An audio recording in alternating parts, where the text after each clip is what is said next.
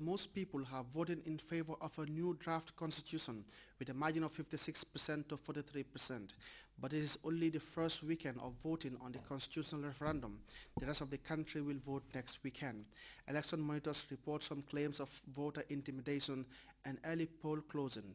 We learn more from the Ian Lee in Cairo. In line gives Mohamed Dahabi time to finish reading Egypt's draft constitution. Also time for a debate. It reads the government will provide high-quality medical care, says Dahabi. But how much will that cost, replies this voter. Dahabi is voting yes, but couldn't persuade the other man. With millions of Egyptians heading to the polls, the future of the country boils down to a simple yes or no vote. Yes is seen as a vote for either stability or Islamic law. We want the country to be stable, to bring investment so the country will go as normal, says Dahabi. While a no vote is against the Muslim Brotherhood and the drafting process. The Brotherhood, I think they're out of their mind. I don't think that they know nothing about how to rule a country. This referendum has deeply polarized the country. On one side, you have a wide cross-section of society, including liberals, secularists, Christians, and moderates. On the other side, you have Islamists, you have the Muslim Brotherhood, and you do have moderates. And that is going to be the key, is to persuading moderates to come over into your camp. This division has even hit the country's judiciary. Some judges refused to monitor the referendum after President Mohamed Morsi gave himself and the assembly writing the Constitution immunity from the courts, an assembly criticized for being dominated by the Brotherhood and Islamists. The majority is saying that this is a nice draft constitution, it's very fair, but being a democratic country is actually respecting the minority as well. We might be a minority, but our voices need to be heard. The run-up to the vote has seen tempers flare and peaceful demonstrations turn violent. Since December 5th, almost a dozen people have died around the country in clashes between Morsi supporters and opponents. Even outside this polling station, 2 men had to be separated. Both sides are adamant they're right and determined to win.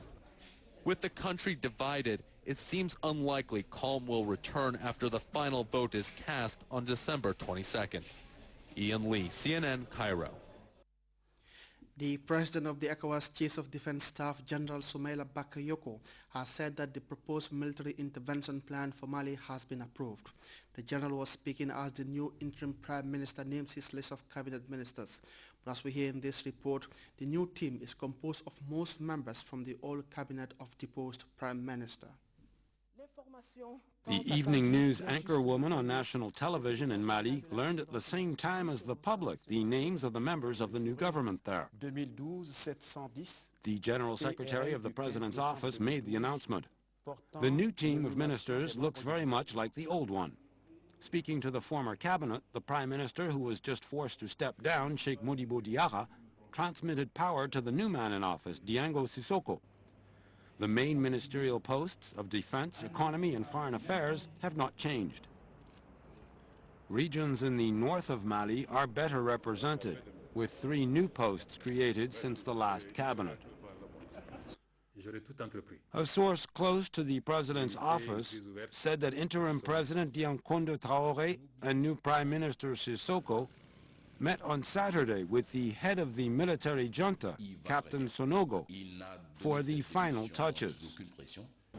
At the same time, the chiefs of staff of the ECOWAS force being assembled were meeting in Abidjan to work on the intervention plan. For us, the Committee of Chiefs of Staff, we worked on smoothing out details for the intervention plan. We examined the plan, and we have now approved the plan. The upcoming support mission in Mali under African leadership is scheduled to deploy in the north, occupied by armed radical Islamic groups. United Nations Secretary General Ban Ki-moon recently expressed doubts about the entire operation. A Nigerian Navy helicopter has crashed near Port Harcourt, killing 6 people. And in South Africa, prayer services are being held to pray for veteran President Nelson Mandela, who is receiving treatment at a hospital near Johannesburg. And the International Tribunal for the Law of the Sea has issued a landmark judgment calling on Ghana to release an Argentinian ship it has been holding for months now. We have these and other stories in this roundup of news. On Saturday, a helicopter operated by Nigeria's Navy crashed in the southern part of the country, killing 6 people. They were traveling to Port Harcourt. The governor of Kaduna State, Patrick Ibrahim Yakowa, and an ex-national security advisor, Owoye Aziz, were among the dead. 2 aides and 2 naval officers were also killed. President Goodluck Jonathan has ordered an investigation into the cause of the accident. Fearing violence, armored vehicles have been deployed in Kaduna State, where the Islamist group Boko Haram has carried out attacks on Christian churches. South Africans are praying for Nelson Mandela. The former president underwent surgery to have gallstones removed on Saturday. The presidential spokesman said the operation was a success and that 94-year-old Mandela was recovering. Mandela spent time in the hospital in 2011 with a respiratory condition, and he has been in the hospital in Pretoria for the last 8 days. In this church in Soweto, people are hoping that the anti-apartheid icon will overcome his health problems. On Saturday, the International Tribunal for the Law of Sea ordered the immediate release of an Argentine naval training ship. Ghana had held the ship in its Tema port since October 2nd. The ship was held after a court order obtained by NML Capital, which says Argentina owes $300 million on bonds in default since 2002.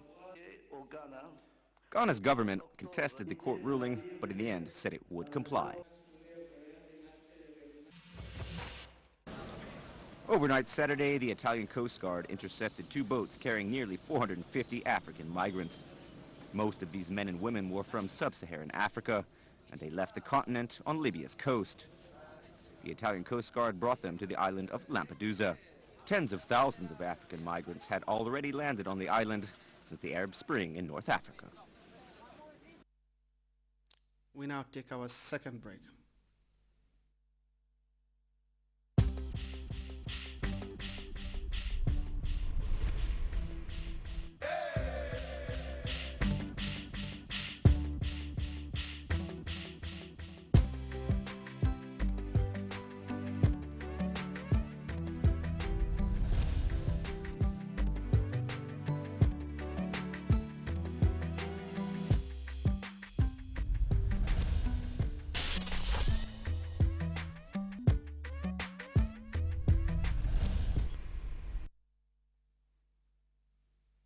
And before we go, we look at the headlines once more.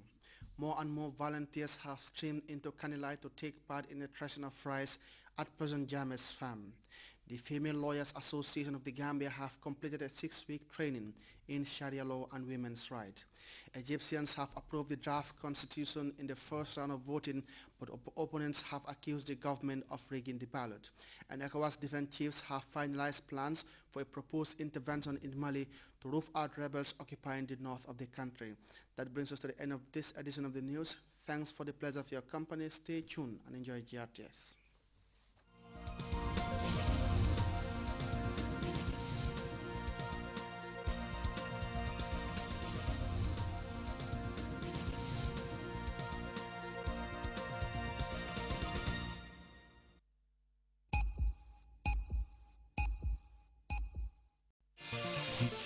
Hi, my name is Mr. Mahogany, the world-renowned creative director for Mahogany Models and Top Model of Color International.